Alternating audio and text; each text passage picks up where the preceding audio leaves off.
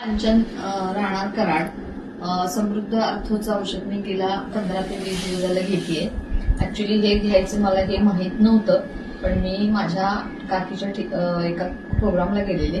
तिथे माझ्या चुलत बहिणीनं ते घेतलेलं. तिच्या गुडघ्याचा त्रास कमी झाला एका प्रोडक्टने, असं तिनं मला सांगितलं. त्यावेळी काही हे प्रोडक्ट मला माहित नव्हतं. मग तिला मी विचारलं कशामुळे त्रास कमी झाला, तर तिनं मला जस्ट आयडिया दिली. आणि आयडिया दिल्यानंतर ती म्हणजे ते जे आम्हाला प्रोडक्ट देतात, ऍक्च्युली समृद्ध अर्थो वगैरे काही ती पण बोलली नाही आणि मीही विचारलं नाही.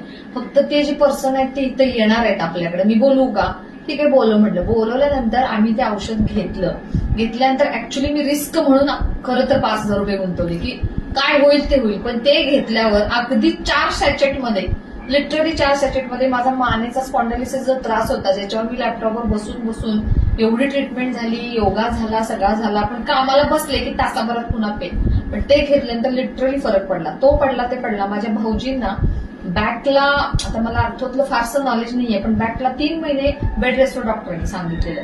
मग तिला ऑलरेडी त्यांना ते फिजिओथेरपी वगैरे चालू होती. पण बहिणीला पण म्हणलं चल रिस्क घेऊ आपण, म्हणून आम्ही दोघीत मिळून ऍक्च्युली एक किट घेतला की जाऊ दे ना, नाही फरक पडला तर 2,500-2,500 मध्ये दोघींनी डिवाइड केलं. त्यानंतर भाऊजींना हार्डली 8 ते 10 दिवसात भाऊजी आमचे चालायला लागले, म्हणजे जे झोपून होते. हा फरक एवढा सुंदर पडला त्या औषधाने. आणि दुसरं नारी शक्ती म्हणून एक औषध घेतलं, ते पण मी रिस्कवरच घेतलं. ऍक्च्युली माझ्या मुलीला थोडा पिरियड्स आणि पिंपल्सचा इश्यू होता. नेमकं त्याच पिरियडमध्ये माझ्या मुलीचं लग्न ठरलेलं. तिच्या याद्या होत्या. तिला मी 8 दिवस दिलं, पूर्ण स्किन क्लिअर झाली आणि पिरियडचा प्रॉब्लेम सॉल्व्ह झाला.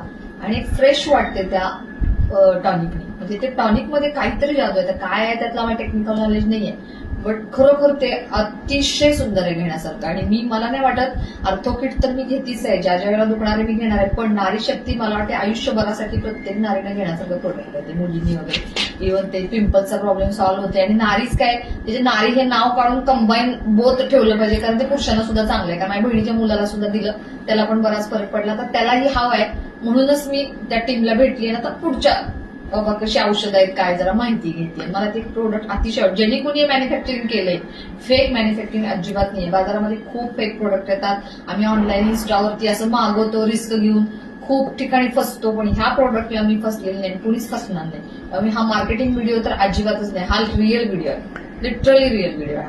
की त्या स्पॉन्सर केलाय किंवा मला पैसे दिलेत, नो नो नो. हे स्वतःचा सेल्फ एक्सपिरियन्स आहे.